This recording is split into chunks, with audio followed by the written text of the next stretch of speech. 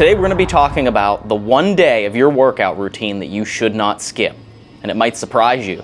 The one body part that contributes most to an increase in longevity, overall health, and a decrease in mortality rate.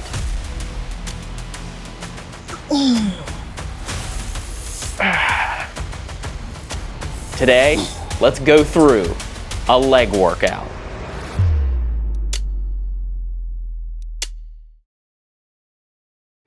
All right, so we're gonna do a leg workout today, and actually legs is one of the most important workouts of the week, and that's not just me saying that. That's actually scientifically proven that people with stronger legs actually have longer longevity. My God, what a redundant statement.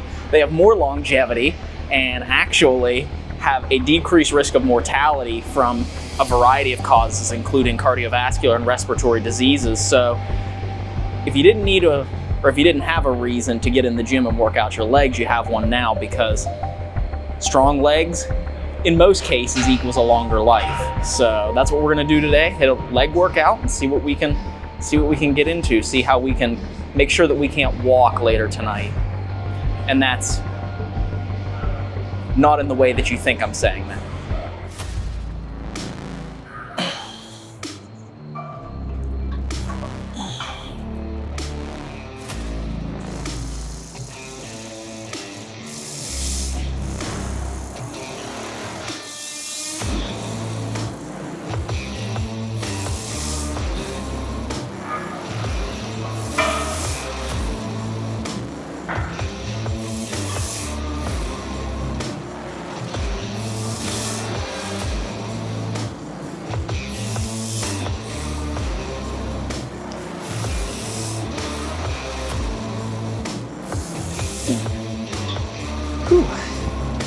So someone actually commented not long ago and asked me about how I got back into squatting, because I had a lot of knee pain when I first got back in the gym. And really it was about progression, getting back in. Sorry, I'm out of breath. It's only a warm-up set and I'm already out of breath. This isn't a good sign. It's about the progression. I started out literally doing less than my body weight, almost no weight at all. Some people might need to start with literally their body weight and squatting that. And as the muscles strengthen around the joints, at least for me, I found that I had less and less knee pain, allowing me to go up in weight, do more exercises. And so it's all about doing the exercise within your limitations until you can break through those limitations and progress into a more, let's say, diabolical version of that exercise. But this is just a warm-up, so we're gonna go up in weight after this.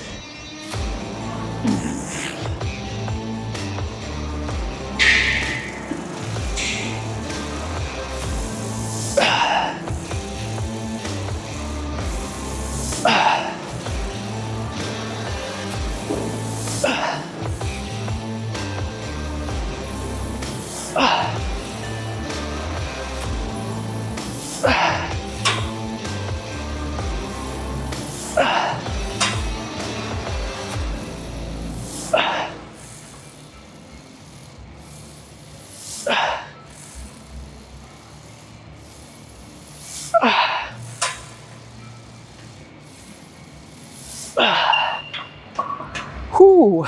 So we're doing 8 to 12 reps per set. Got 10 on that one. Usually what I do, progressive overload. I'll do a particular weight. If I can get it for 12 reps, means I need to go up. But if I get close to failure before I reach 12 reps, usually stick with that weight. As I work out, the weight gets easier. Progressively you overload and go up in weight. So I'm out of breath. It's time for another set. So you're probably thinking to yourself, this looks pretty dumb. When you normally load weight on, you load the heavier weight on the inside, lighter weight on the outside, but I've fallen victim to what you might call the girlfriend effect. And that is, my girlfriend is filming me right now and she's working out with me today. And it makes it much easier to load her weight on the inside, my weight on the outside, so I don't have to take all the weight off and then put hers on, just to take that off and put all the weight back on again. So if you're watching this video and you're like, why in the hell is he loading the weight on like that? It's the girlfriend effect. Let me know down in the comments, have you ever fallen victim to the girlfriend effect? So the key is, when I filmed this leg workout, I thought to myself, I was like, you know what, you do this every single week, twice a week. Don't make yourself look like a fool by failing on the weight that you do normally every week. So fingers crossed that I don't get camera shy on this next set. It's a lot of pressure, you know what I mean?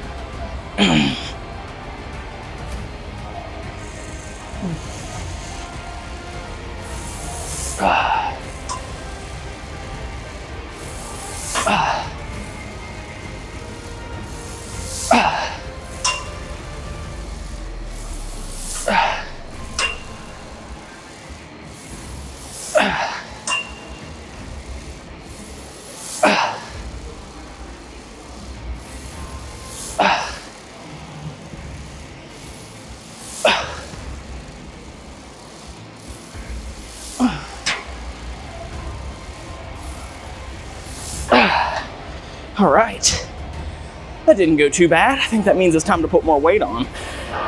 Some people like to do more weight from the start. Some people like to do, progressively go up in weight with each set. For some reason, I've always been that type of person. I like to get warmed up, especially on the first exercise, which squats always is, after warm-up stretching and a couple of warm-up sets. I like to progressively go up in weight because I'm going to get progressively warmer as I go. So yeah, I don't know what I'm saying. I'm just stalling because I put more weight on and it's gonna hurt. And if I don't get it, I'll have a viral gym fail moment.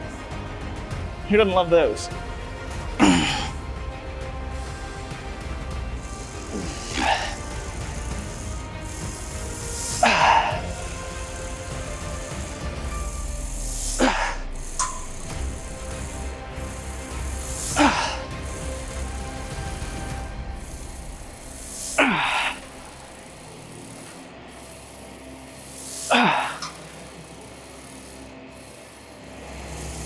Okay, that's failure. Whew. Felt my back start to lose form there. But that's good, because that's the most I've done on squats in 2 years since I came back into the gym. So it's a personal best, personal record for this iteration of my fitness journey. So it's not bad. So when I came back to the gym 2 years ago, I started to look into the way I was working out my legs and how it was counterproductive to what I was trying to do.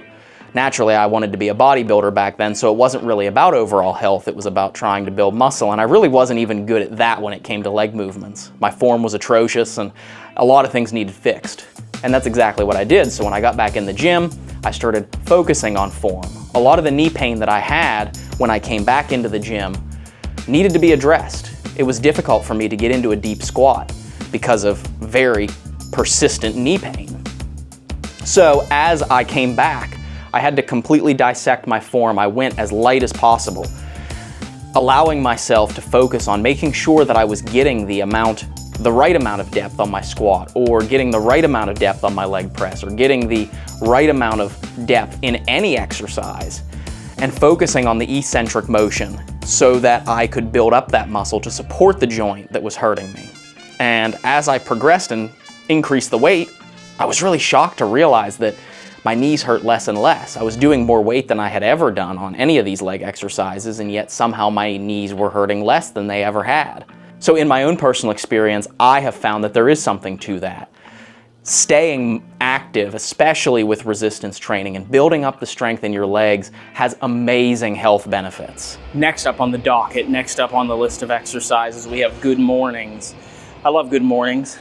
Works the same muscle groups as the RDL or the stiff-legged deadlift, but I feel like I like good mornings better because with RDLs or with stiff-legged deadlifts, I've always found the limiting factor to be the grip unless you tie off, and even then I have a pinched nerve in my neck and trap. So if I pull wrong on RDLs or stiff-legged deadlifts, instantly sharp shooting pain up through my back, neck, all the way down through my toes. So I like good mornings a lot better simply because I can just set the weight on my back and do that movement, targeting mostly hamstrings and glutes. So let's do it.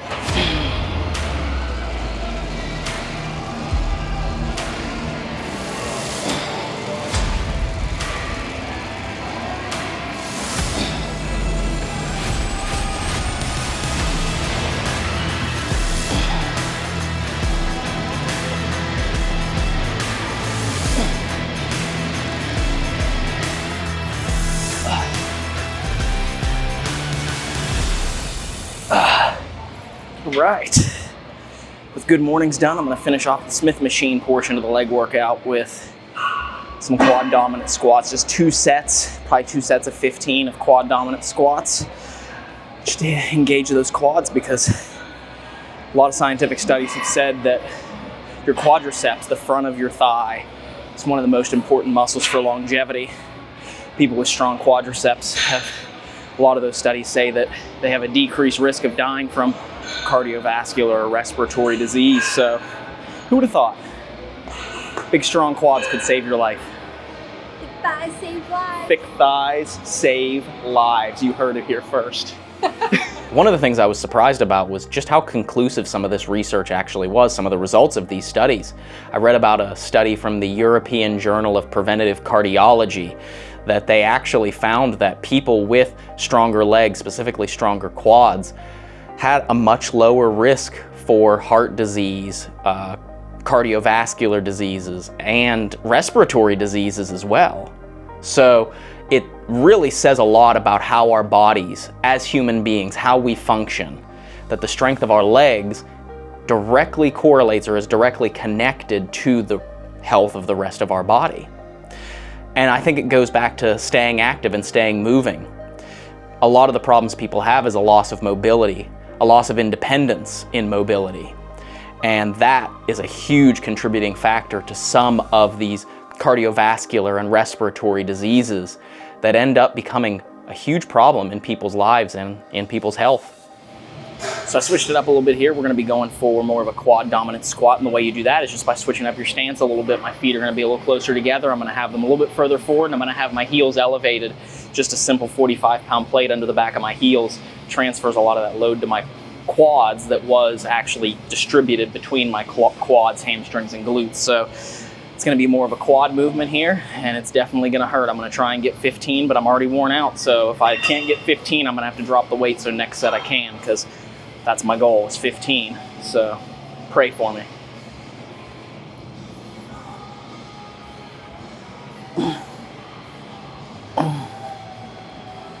Are you praying? Okay. Just everyone at home, I wanted to make sure they were praying.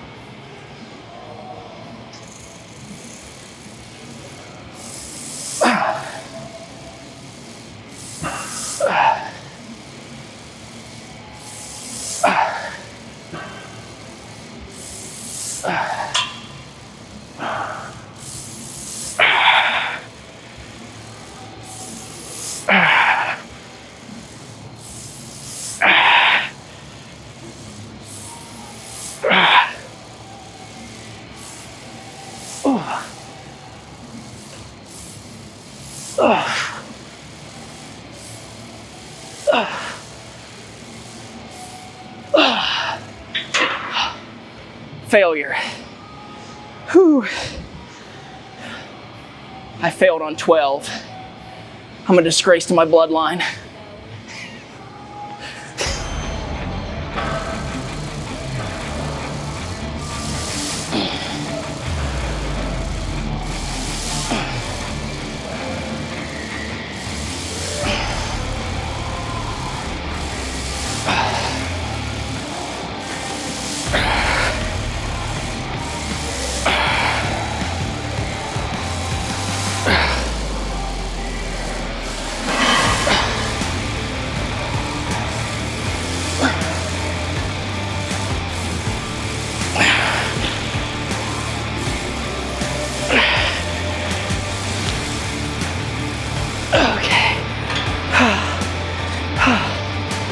A little bit too wobbly.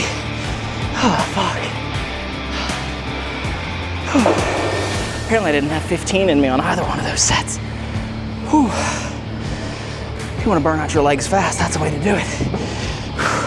So I found a couple bullet points here that I can't memorize in my brain, so I'm just going to read them off to you here, but this was specifically research done by the European Society of Cardiology. They found that individuals with high quadricep strength had a 41% lower risk of developing heart failure compared to those with low quadricep strength. The authors noted that each 5% increase in body weight equivalent of quadricep strength was associated with an 11% lower likelihood of heart failure.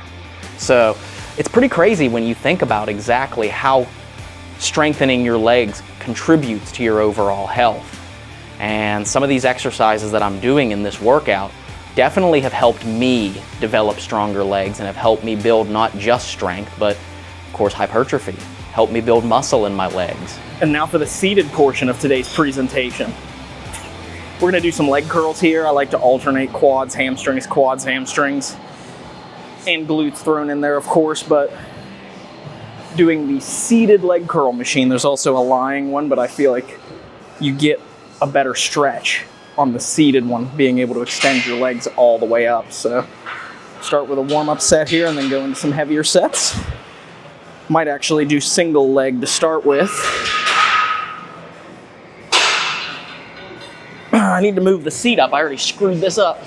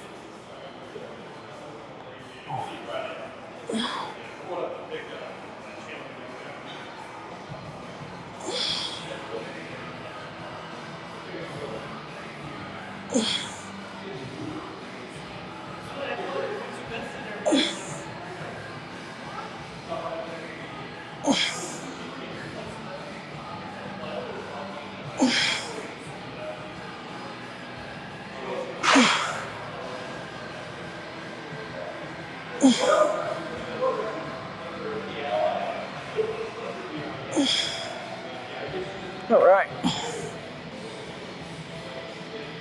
Nice and warm.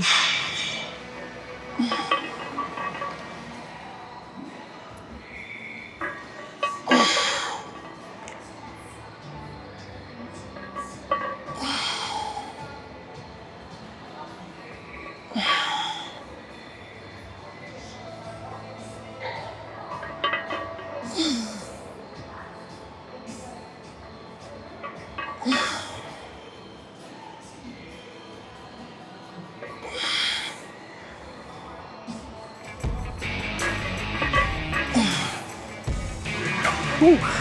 Usually by this point in the leg workout, I'm pretty well toast. The squats, the quad-centric squats, the good mornings. And by the time I get to the leg curls and leg extensions, it's a good thing they're seated exercises, because if I had to stand some more, I probably wouldn't make it.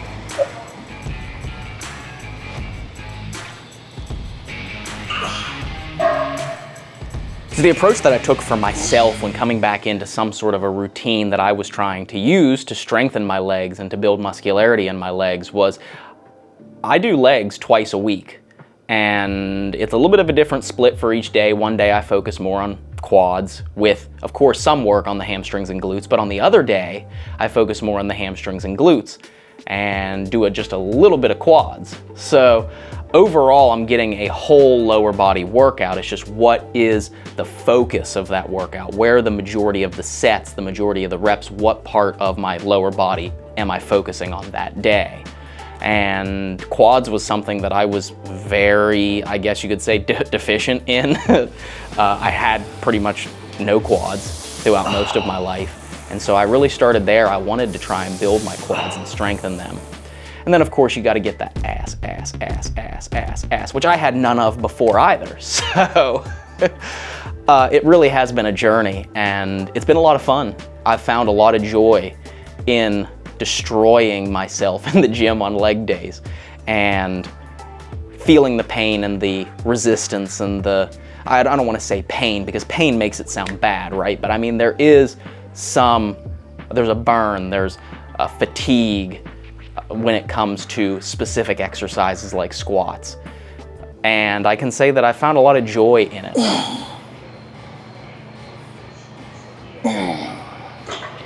Whew, this is probably one of my favorite leg extension machines I've ever done, just because of how far back you can go on the Isometric here. A lot of the leg extension machines that I've tried, you stop before you reach that most stretched position. But this one, when you put this in this particular angle with the settings, man, you can get a hell of a stretch at the bottom. And that's what you want.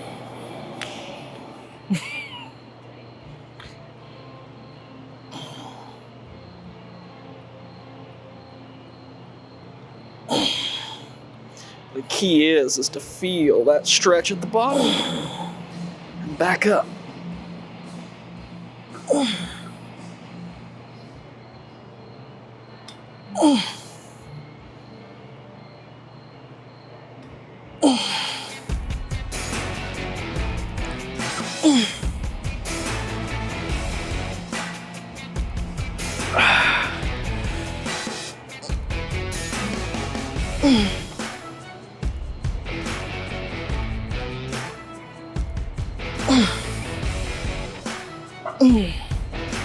Ooh.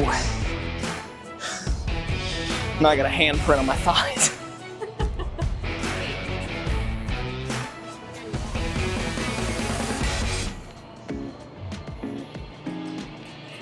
That's right. And it's not always about resistance training, right? The longevity aspect is mostly about mobility, keeping yourself mobile for as long as possible. And if someone's already experiencing mobility issues, sometimes resistance training just isn't an option for them. But a lot of these studies did talk about just the ability to stand up out of a chair without using any other force but your legs. If you can stand up, sit back down, stand up, sit back down with relative ease 5 times, and then 10 times and 15 times, that is contributing and training your legs to retain that mobility. So it's very important for me to throw out there. I'm not saying that someone who is already experiencing mobility issues should go into the gym and do some heavy, deep back squats. That's not what I'm saying here. What I'm saying here is if there's any particular part of your body that you can focus on to try and increase longevity, it's your lower body. So don't skip leg day. Thick thighs save lives. Got a little warm up here. I'm not a huge fan of the seated calf raise, simply because I don't feel it as much as a standing calf raise. Sometimes I set up a platform and do it on the Smith machine. But to be honest, Miranda has got a lot to do tonight. We leave for California in the morning, so I just got to knock out calves really fast and then workout will be over. The good thing about this is, though, is you can get the lower partials, which, believe it or not, there was a scientific study that said that there's a lot of calf growth that comes from lower partials, and that is when you go deep into that stretch.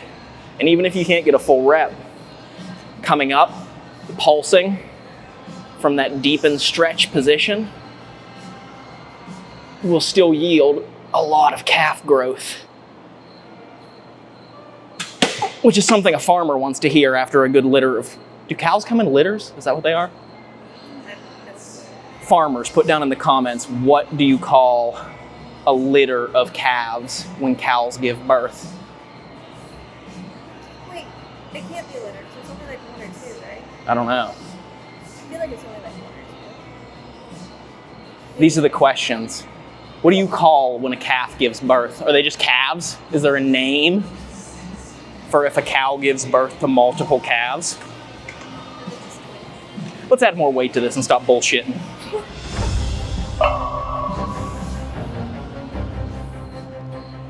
Now that the warm-up's done, I'm into the weight where it's difficult to talk.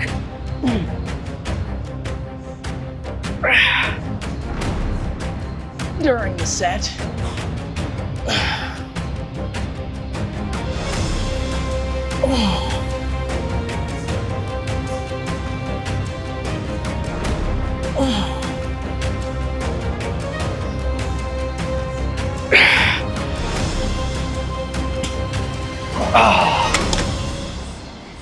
Oh man, it's crazy how fast that weight sneaks up on you. Whew. But I just have little tiny calves, so I can't do much weight. But I'm working on it, and that's what counts. So what do you think? Is there anything that I should change about my routine? Any exercises that I should add in? Naturally, obviously, I have a lot more exercises that I throw into the rotation. This is just one day out of many that I've spent in the gym working on my legs. So there are a lot more belt squats. There's some pendulum squats. There's hack squats. There's leg press and, you know, deficit lunges and walking lunges. And in fact, if you want, I can make a video specifically about glute training where I go through what some of the exercises that I do to specifically target my ass. Anyway, before I get copywritten, I'm gonna stop that. And so just let me know down in the comments, what do you wanna see? That's what this channel's all about. It's all about discussion. It's all about talking about what it is going to take to be the best and healthiest versions of ourselves. I'll see you next time. I hope you enjoyed this video. Hit the like button, and if you're new here, subscribe. Stay fit, stay fearless. Ian out.